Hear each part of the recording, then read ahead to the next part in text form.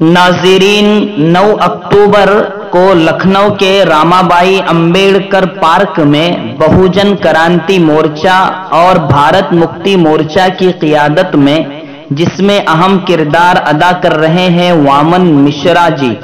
तो इनकी क़ियादत में एक बहुत बड़ी रैली होने जा रही है और उसका मकसद ये है कि मजलूम समाज को, निचले समाज को और निचले तबकात के लोगों को इंसाफ दिलाया जाए और हर किसी के लिए आवाज बुलंद की जाए। तो इसके लिए हजरत मौलाना खलीलुर रहमान सज्जाद नोमानी ने बहुत ही अहम बयान जारी किया है।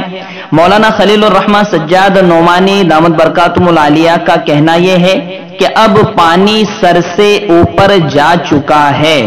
अब जुल्म की इंतहा हो रही है और जो पीसफुल एहतजाज करने वाले, पुरअमन एहतजाज करने वाले किसान भाई हैं, उन पर गाड़ियां चढ़ाई जा रही है। इसी तरह मॉब लिंचिंग की जा रही है। इसी तरह मजलूम की लड़कियों के साथ जुल्म ज्यादती तशद्दुद किया जा रहा है। इसलिए जरूरी है कि अब तमाम मजलूम समाज एक हो जाए और इस महा रैली में शिरकत करें ताकि सभी को इंसाफ मिल सके।